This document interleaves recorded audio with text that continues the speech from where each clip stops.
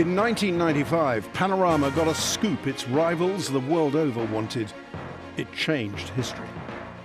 Well, there were 3 of us in this marriage, so it was a bit crowded. Now, an independent inquiry for the BBC has found that reporter Martin Bashir used forgeries to get the interview, deceiving both Princess Diana and her brother. The first statements that I was shown were to get my trust. The second set was to get to Diana. Martin Bashir spun a web of elaborate lies to win the trust of the princess. And what makes it more wicked is the degree of detail which Martin Bashir appears to have gone into. For 25 years, the BBC defended its global scoop, but now stands accused of a failure of integrity. Everything that they'd said around the time, and since then, I wouldn't call it lies, but half-truths. Martin Bashir's reputation lies in ruins, described by the inquiry as dishonest and devious. If somebody seriously endangers the trust that audiences feel they can place in the BBC's journalism, then they shouldn't be working in the BBC. Tonight, the story behind the Panorama scoop that until now the BBC never wanted you to hear.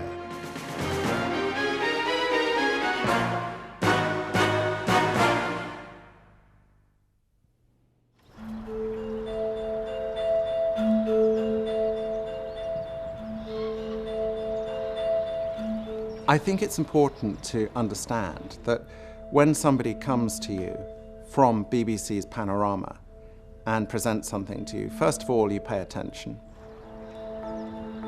The story begins with a letter from Panorama reporter Martin Bashir to Earl Spencer in the summer of 1995. This is the initial approach from Bashir. The very first message I got from Bashir when he wanted to meet me at the end of August was, no interview, he's not after one, he just needs to share some stuff with me. What Martin Bashir wanted to share, according to Earl Spencer, was evidence that the Earl was being spied on. It got him a meeting at Althorp House. I was presented with bank statements by Bashir relating to a figure who worked for me here. But they looked authentic. They looked very real. The statements showed payments to Earl Spencer's ex-head of security from Rupert Murdoch's News International and a company Martin Bashir claimed was a front for the intelligence services. I took the precaution of calling up his executive producer immediately after meeting him because he came with such astonishing facts. And he fully vouched for him. He said, yes, you can believe everything Martin says. He's one of my best. Assured the Panorama reporter could be trusted, and with the promise of more information, Earl Spencer agreed to another meeting, where he says Martin Bashir produced more bank statements, showing the closest advisors to both Diana and Prince Charles were also secretly being paid to spy on her. It took Bashir one step closer to the princess. And this was such a major upgrade in what Bashir was telling me that I knew that Diana had to know about it. She wrote me a note, which I still have, saying that it all made sense. And I think that she was looking for a reason as to why things were as they were.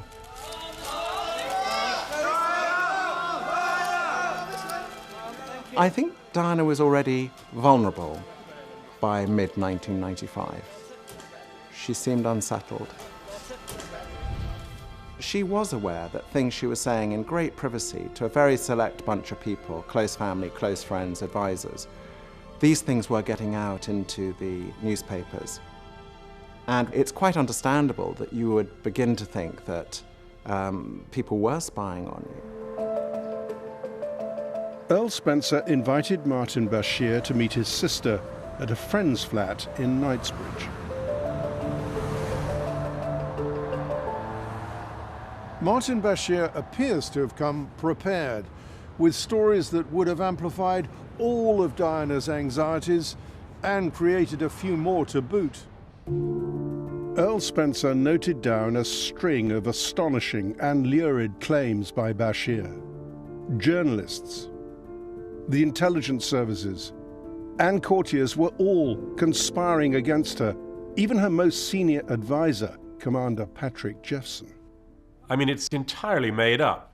And what makes it more wicked, to my mind, is the degree of detail which Martin Bashir appears to have gone into. One note says, Jeffson - dangerous money left offshore account in March 1994. Yeah, totally untrue. Totally untrue. I suppose the really troubling thing there, from your point of view, is the word dangerous. Well, I suppose from Martin Bashir's perspective, I was the obstacle that had to be removed. So by removing me from a position of trust, it left the way open for him to give her any yarn he wanted to try and ingratiate himself with her. By the end of the meeting in Knightsbridge, Earl Spencer had decided that Martin Bashir's stories were so fantastical, they just didn't add up. I had warned Diana very clearly and apologised. And she said, "Oh, don't worry, Carlos," which is what she called me. It was nice to see you and it doesn't matter at all. And I thought that was it. I still take full responsibility for introducing this man to Diana. But at the end of the day, I had done my due diligence. I'm not trying to get off the hook. It's still my responsibility. But Martin Bashir had got his in with the princess. Numerous secret meetings would follow. Her private secretary, Commander Jeffson, detected a change. The princess was, I would say, in a heightened state of anxiety. I was aware there was something the matter, and it involved me, and I didn't know what it was, but I hoped that it would make itself known sooner or later. On the 5th of November 1995, Martin Bashir slipped into Kensington Palace with his film crew disguised as tradesmen. With a straight face, he asked Princess Diana a question he'd spent the previous 7 weeks priming her to answer. Do you really believe that a campaign was being waged against you? Yes, I did, absolutely. Yeah. Why? I was a separated wife to the Prince of Wales. I was a problem, full stop. Never happened before. What do we do with her? Can't we pack her off to somewhere quietly rather than campaign against her? She won't go quietly. That's the problem. I'll fight till the end.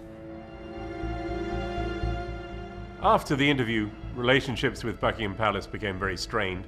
And so professionally, just speaking as a private secretary, my job, which was already not easy, became, I felt, impossibly difficult. Patrick Jeffson quit, the fallout from the interview ending his career. I didn't want to resign. For it to end in this way was devastating. It was a life-changing event. There's no doubt Princess Diana wanted to tell her story. Martin Bashir had succeeded where rivals had failed. It was one of the BBC's greatest ever scoops. There is so much material here that we'll be devoting at least 9 pages to it. She spoke of adultery. Yes, I adored him. Yes, I was in love with him. Mental and physical illness. You try and hurt yourself on the outside because you want help. And palace plotting. There's no better way to dismantle a personality than to isolate it. A month later, the Queen ordered a divorce. The royal fairy tale was well and truly over. The interview had cut her adrift. We've pieced together the calculated deceit that Martin Bashir deployed to land his scoop. In the summer of 1995, he'd identified Earl Spencer as his gateway to the princess. The Earl had been reeled in thanks to the bank statements. What he didn't know was that they were forgeries.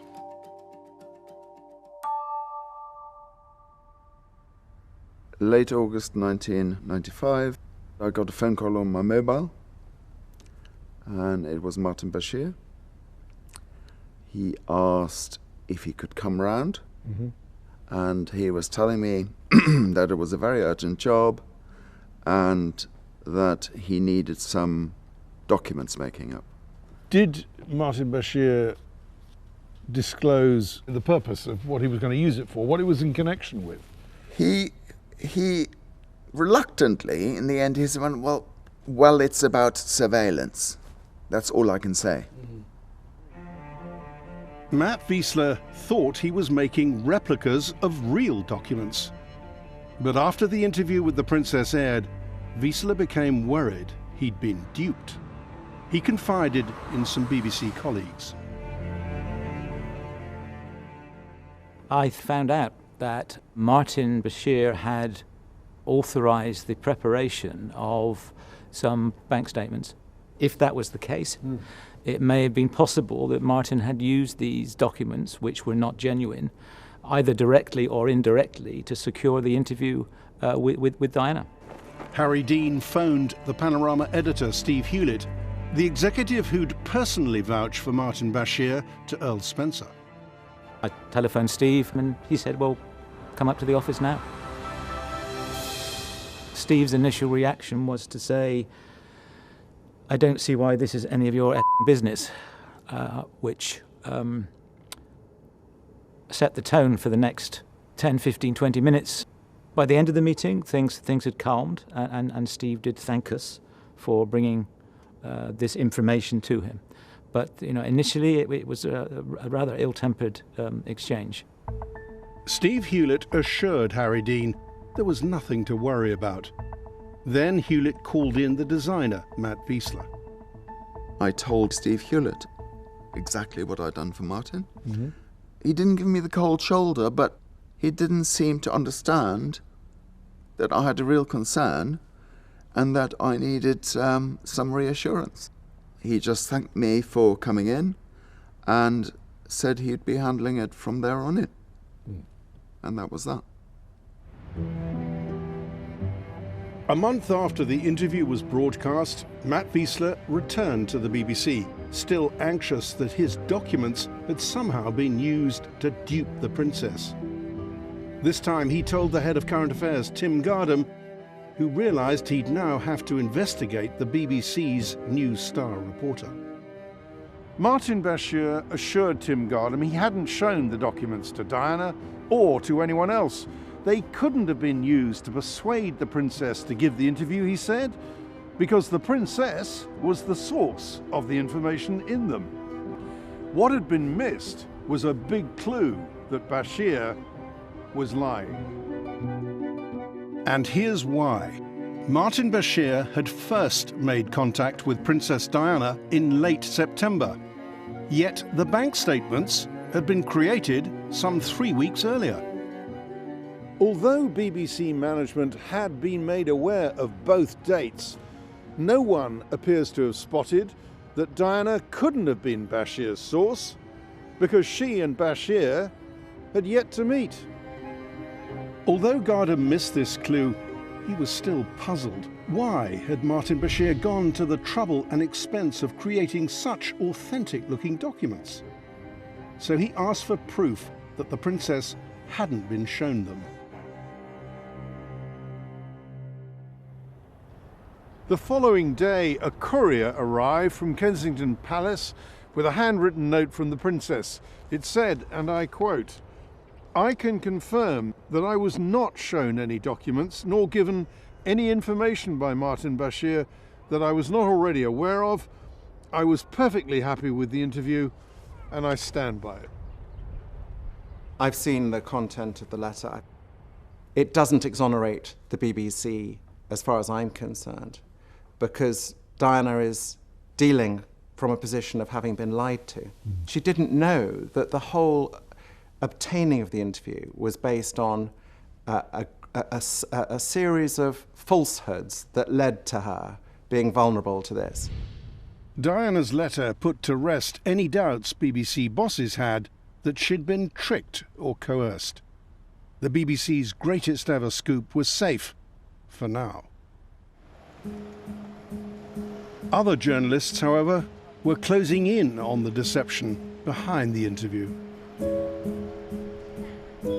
In March 1996, the Mail on Sunday got a tip-off that a Panorama insider might be prepared to talk. I went down to southwest London, knocked on the door of a narrowboat, and I realised very quickly that there was something here when he started talking about the fabrication of documents. Nick Fielding had tracked down graphic designer Matt Wiesler. He was angry.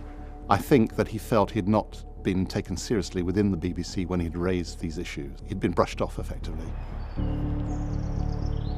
I remember Nick Fielding saying to me, "I would suggest you make a statement to me as to what your involvement is." Wiesler said he'd unwittingly made the forgeries for Bashir, but hadn't known what they'd been used for. Nick Fielding eventually worked out Bashir's plan. Our strongly held belief was that he had prepared these documents in order to curry favour with Spencer, in the hope that Spencer would then use his influence and power in relation to his sister to obtain an interview for Martin Bashir. The Mail on Sunday were inching closer to the truth. On Thursday, the 21st of March, the BBC learned that the newspaper was planning a story. BBC internal documents reveal management's mounting anxiety about what Bashir had been doing. Martin Bashir had already told BBC management back in December that he hadn't shown the fake documents to anyone. Over the weekend, BBC bosses questioned him about this again, and again he denied showing the forgeries to anyone, twice, including a specific denial that he'd shown them to Earl Spencer. On Saturday afternoon, the Mail on Sunday piled on the pressure. The paper laid out what they intended to publish, that Martin Bashir had shown the fakes to Earl Spencer. Tim Gardam phoned Martin Bashir yet again. Only now did Bashir cave in, admitting that he had, after all, shown the fake documents to Earl Spencer. It had taken 4 attempts to get this admission from Bashir. Public trust in the BBC's journalism is about the most important thing for the BBC to preserve. If somebody seriously endangers the trust that audiences feel they can place in the BBC's journalism, then they shouldn't be working in the BBC. It was Richard Eyre's responsibility to draw up the BBC's editorial guidelines, which set the standards and values programme makers had to adhere to. If a reporter lied to a contributor or someone facilitating an interview, how serious would you have regarded that? Let me put it like this. The sort of breach of the guidelines which would be involved in deceiving Lord Spencer, because that's what I think you're talking about, would be not only a breach of the guidelines, but in my view, because it was clearly deliberate and calculated, it would be a disciplinary offence within the organisation. Tim Gardam, the head of current affairs, agreed, concluding that action was needed. He was about to leave the BBC and urged his boss, Tony Hall, to get to the bottom of what Bashir had been up to. In a handover note, Tim Gardam said he'd agreed with Tony Hall, and I quote, that the BBC needed to find out the entire truth behind Bashir's activities, given he had misled us and appeared to have acted unethically and in breach of the guidelines. Tony Hall, then managing director of BBC News, took personal charge. He questioned Martin Bashir, but failed to check out much of what he was told.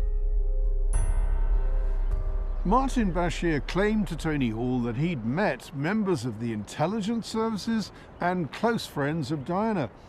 He even described how one of her oldest friends had shown him a telephone junction box at Kensington Palace where the princess thought her phone was being tapped. We contacted the friend to check out this part of Bashir's story. The friend told us she'd never met Martin Bashir in her life.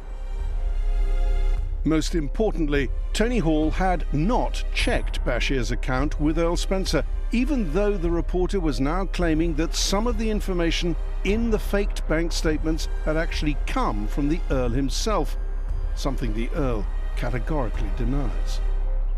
I think it's a great shame that the BBC didn't ask me about this 25 years ago, because we could have got to the bottom of this then. I guess you could have called them. I could have spoken to the BBC if I knew there was an investigation. One of the things that hamstrung me, though, was the consideration of my sister's position. Do you think you'll ever be Queen? No, I don't. No. I think even now the Panorama interview that she gave is seen as very controversial.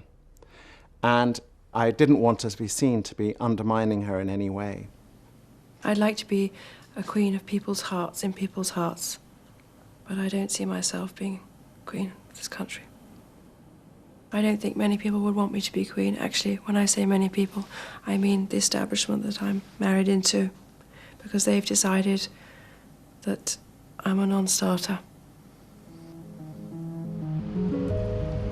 By April, the Mail on Sunday were now ready to publish their story.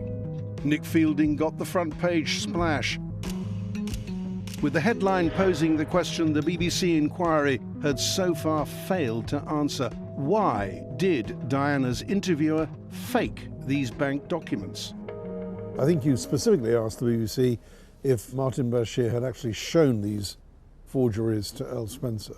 We did indeed. And what was their response to that? As far as I can understand from their response is that they had never been shown to anybody outside of the production team.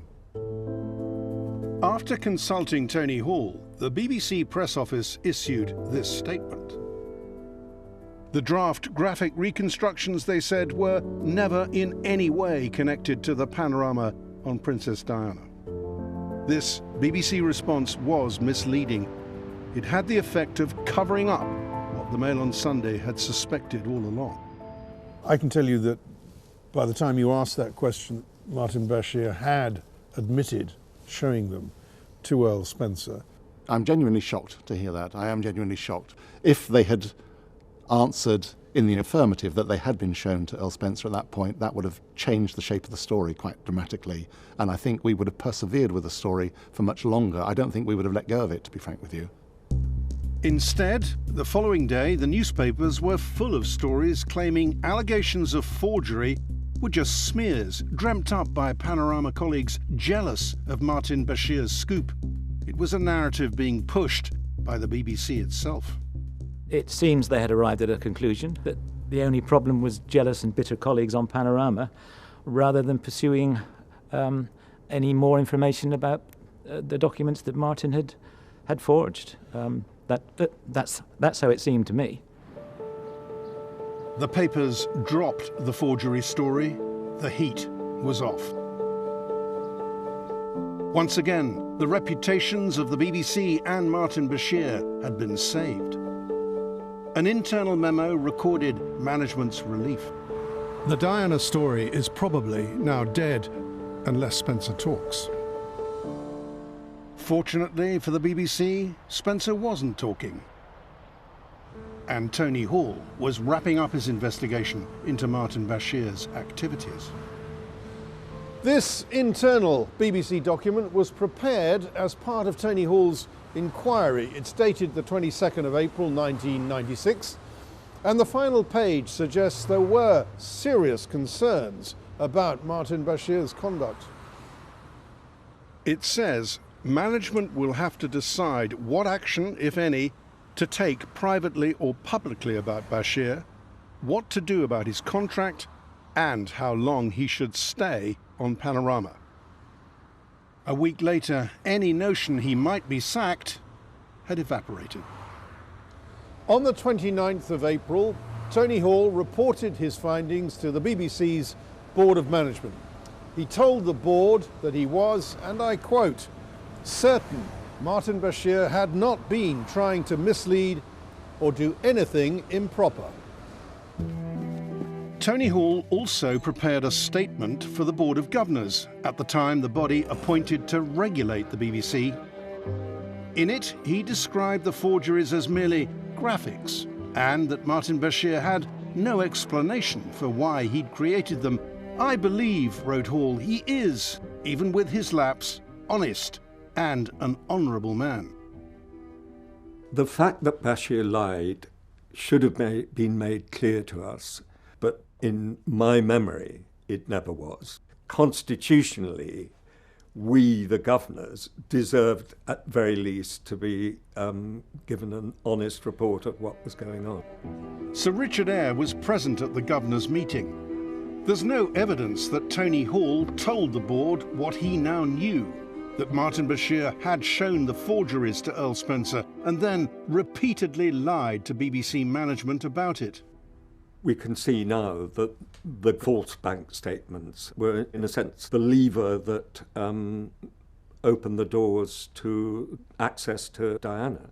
If we had known at the time, there's no question that this would have been ruthlessly investigated, because they were very, very hot on a sense of the propriety of the organisation.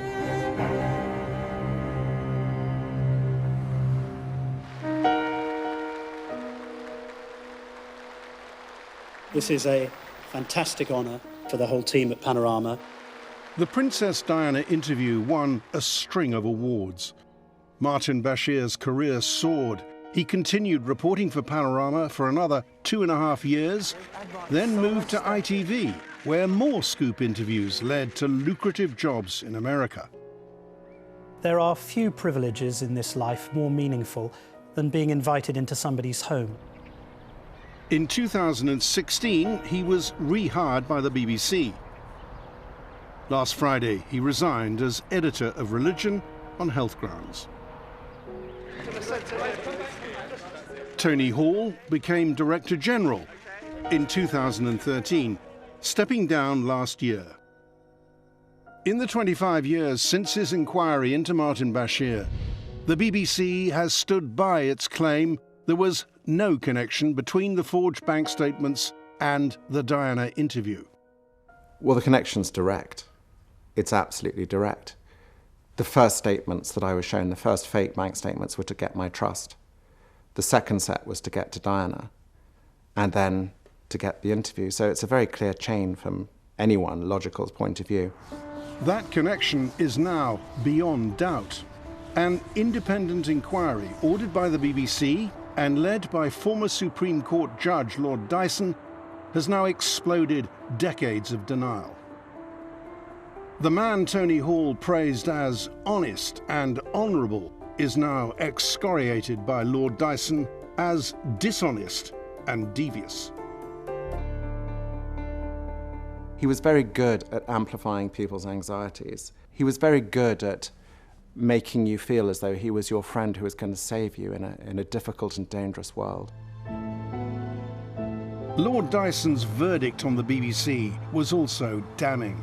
He said it had fallen short of its high standards of integrity, criticising it for covering up in its public statements what it knew about how Martin Bashir had got the interview. As for Tony Hall, the former managing director of News, Lord Dyson's criticism is blistering. He described his investigation into Martin Bashir as, and I quote, woefully ineffective. He said Tony Hall had accepted Martin Bashir's version of events without corroboration when alarm bells should have been ringing. And he criticised Hall for failing to tell the Board of Management that Bashir had lied about showing the forged bank statements to Earl Spencer. Tony Hall says he accepts that his investigation fell well short of what was required, and he was wrong to give Martin Bashir the benefit of the doubt. He says he was open and transparent with the Board of Management and believes he gave them all the key facts. He also says he's always acted fairly and impartially and with the public interest front and centre. The BBC says it makes a full and unconditional apology. The corporation should have made greater effort to get to the bottom of what happened at the time and been more transparent about what it knew. Martin Bashir says he's sorry for asking for bank statements to be mocked up. It was a stupid thing to do and something he deeply regrets. He absolutely stands by the evidence he gave a quarter of a century ago and more recently to Lord Dyson. He says the bank statements had no bearing on the decision by Princess Diana to take part in the interview.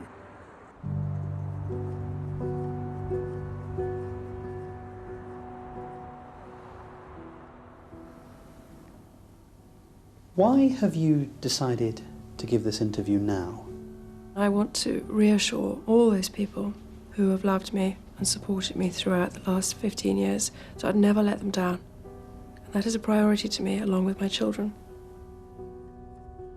A quarter of a century after Princess Diana bared her soul to Martin Bashir, those closest to her still associate that interview with a chain of events that ended in her death. One of the worst consequences of the interview was that it destroyed remaining links with Buckingham Palace.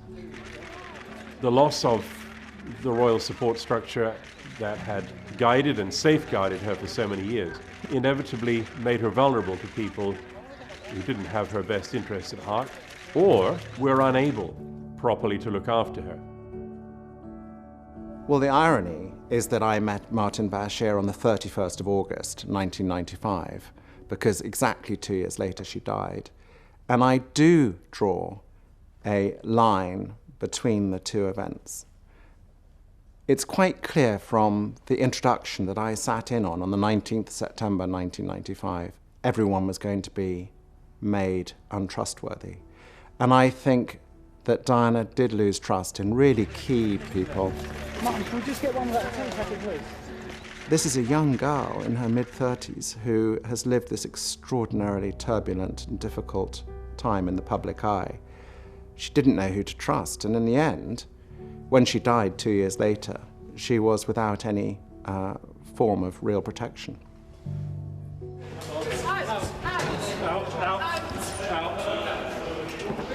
Out. O-U-T, out.